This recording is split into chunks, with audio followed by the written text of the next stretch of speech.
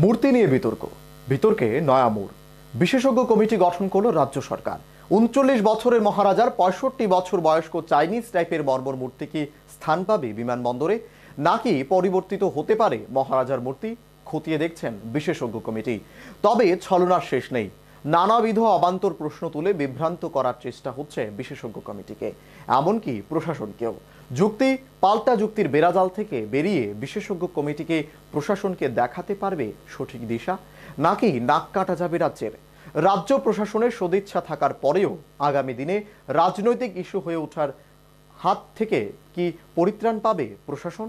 এটাই আজকে গুণীজনদের চর্চার অন্যতম বিষয়। আগরতলা বিমানবন্দরে মহারাজা বীর বিক্রম কিশোর মাণিক্য বাহাদুরের মূর্তি প্রতিস্থাপন নিয়ে বিতর্কে নয়া মোড়। নিউজ ভ্যানগার্ডে এই মূর্তি বিতর্ক নিয়ে ধারাবাহিক 11টি প্রতিবেদন সম্প্রচারিত হওয়ার পর এবং রাজ পরিবার সহ রাজ্যের মানুষের মতামতকে গুরুত্ব দিয়ে রাজ্য সরকার 4 সদস্য একটি বিশেষজ্ঞ কমিটি গঠন করে। বিশেষজ্ঞ কমিটিতে রয়েছেন চিত্রশিল্পী অপরেশ পাল, প্রাক্তন অধ্যক্ষ চিন্ময় রায়, ডক্টর সৌরিশ দেববর্মা ও অমিত দেববর্মা প্রমুখ। শনিবার সন্ধ্যা রাত থেকেই এই বিশেষজ্ঞ কমিটি বিমানবন্দরে ইতিমধ্যেই প্রতিস্থাপিত হওয়া মহারাজার মূর্তিটি পরিদর্শনে যান এবং পরবর্তীতে চিত্রশিল্পী হরেকৃষ্ণ পালের প্রস্তুত করা মূর্তিটিও দেখতে যান। সেই মর্মে রাজ্য সরকারের কাছেও একটি রিপোর্ট জমা করে বিশেষজ্ঞ কমিটি।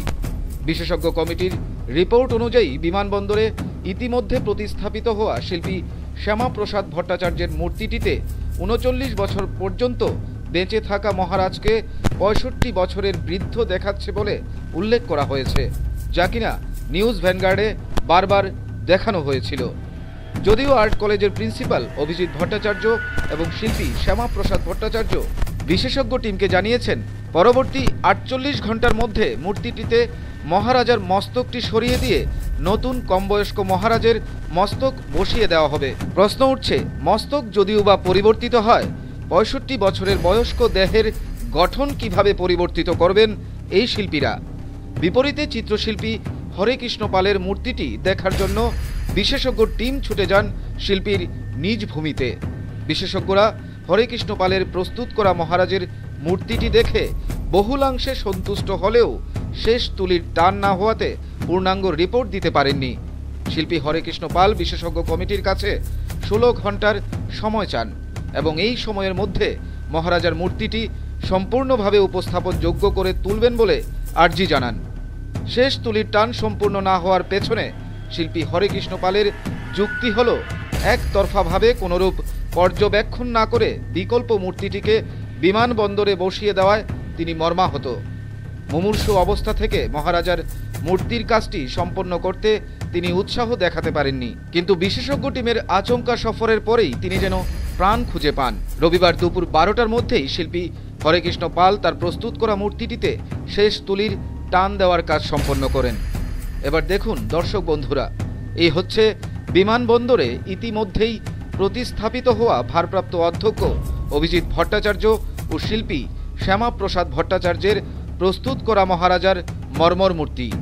পাশাপাশি দেখুন শিল্পী হরেকৃষ্ণ পালের প্রস্তুত করা মহারাজের মূর্তিটি, যে মহারাজ মাত্র ৩৯ বছরের জীবন পেয়েছিলেন। এবার দেখুন যৌবন বয়সে মহারাজা বীর বিক্রম কিশোর মাণিক্য বাহাদুরের অরিজিনাল ছবি। এই ছবিটি ব্যতীত মহারাজার অবশিষ্ট ছবিগুলোর বেশিরভাগই হাতে আঁকা ছবি। এই ছবিটি একমাত্র যুব মহারাজার প্রকৃত ছবি। এবার দর্শক বন্ধুরা স্ক্রিনে দেখুন মাঝখানে রাখা যুব মহারাজার অরিজিনাল ছবি। স্ক্রিনের বাঁ দিকে রাখা আছে শিল্পী শ্যামাপ্রসাদ ভট্টাচার্যের প্রস্তুত করা মহারাজার মর্মর মূর্তি, যা ইতিমধ্যেই একতরফাভাবে বিমানবন্দরে প্রতিস্থাপিত হয়েছে। ডান দিকে দেখুন শিল্পী হরেকৃষ্ণ পালের প্রস্তুত করা মূর্তি, যা কিনা এখনও ব্রাত্য রাখা হয়েছে। দর্শক বন্ধুরাই বিবেচনা করে বলুন, উভয় মূর্তিটির মধ্যে কোন মূর্তিটি মহারাজের প্রকৃত ছবির সাথে বহুলাংশে সাযুজ্যপূর্ণ? নির্দ্বিধায় যে কোনো ব্যক্তি বলে উঠবেন স্ক্রিনের ডান দিকে রাখা শিল্পী হরেকৃষ্ণ পালের প্রস্তুত করা মহারাজার মর্মর মূর্তিটি অরিজিনাল ছবির সাথে সাযুজ্যপূর্ণ। কিন্তু এবার উঠে আসে নতুন বিতর্ক। বিমানবন্দরের ম্যানেজার শেখর দেববর্মা জানান, প্রধানমন্ত্রীর সফর উপলক্ষে আগামী 7ই ফেব্রুয়ারির পূর্বে মহারাজার মর্মর মূর্তিটি বসানোর কাজ সম্পন্ন করতে হবে। তাই নতুন করে বেসমেন্ট বসানোর সময় নেই। অর্থাৎ সেই যুক্তিকে মেনে নিলে ৩৯ বছরের বয়স্ক মহারাজের ৬৫ বছর বয়স্ক মূর্তির আবরণ উন্মোচন করতে হবে দেশের প্রধানমন্ত্রীকে। যদি তাই হয় তাহলে লোকসভা নির্বাচনের পূর্বে রাজ্যের উপজাতি সমাজসহ সমস্ত রাজ্যবাসীর সেন্টিমেন্টে কি আঘাত করা হবে না?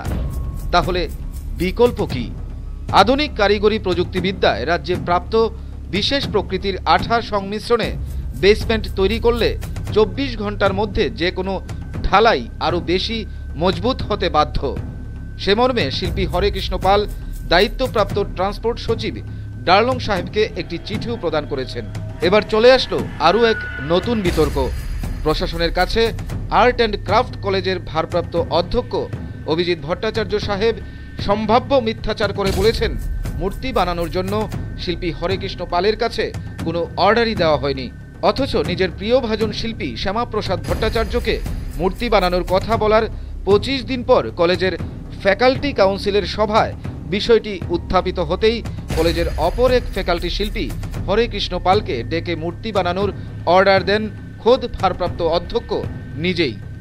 যদিও উভয় ক্ষেত্রে অর্ডার ছিল মৌখিকভাবে, কিন্তু ফ্যাকাল্টি কাউন্সিলে সিদ্ধান্ত নেওয়া আছে। তাছাড়া ভারপ্রাপ্ত অধ্যক্ষ অভিজিৎ ভট্টাচার্য নিউজ ভ্যানগার্ডের ক্যামেরার সামনেই মৌখিক অর্ডারের কথা স্বীকার করেছিলেন। এটা করতে উদ্যোগ যখন নিয়েছি, আমাদের এখানকার টিচার যারা আছেন, টিচাররা বসে আমরা একটা সিদ্ধান্ত নিয়েছিলাম যে কাজটা দুজন উৎসাহ প্রকাশ করেছিলেন কাজটা করার জন্যে। এই দুজনের মধ্যে একজন কলেজ চত্বরেই কাজটা করেছেন, আরেকজন কলেজ চত্বরে কাজটা করেননি, উনি বাইরে করেছেন কলেজের। তো পাশাপাশি যদি তিনি অর্ডার নাই দিয়ে থাকেন তাহলে বিশেষজ্ঞ টিম কেন শিল্পী হরেকৃষ্ণ পালের মূর্তিটি দেখতে গেলেন? অর্থাৎ ক্রমপর্যায়ের ঘটনাবলী কি প্রমাণ করছে না শিল্পী হরেকৃষ্ণ পালের প্রস্তুত করা মূর্তিটিকে ব্রাত্য করে রাখার জন্য আর্ট কলেজের একটি ঘুঘুর বাসা সক্রিয় রয়েছে? পাশাপাশি এই ঘুঘুর বাসার সাথে সহযোগিতায় অফিসারদের একটি ছোট্ট অংশ ও বিমানবন্দর কর্তৃপক্ষের একটি ছোট্ট অংশ জানতে অজান্তে ভূমিকা নিয়ে চলছে।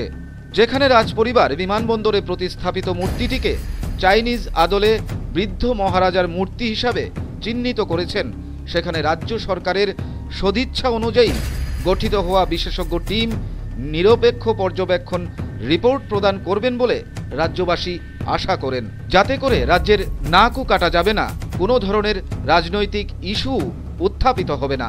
Bureau report, news vanguard.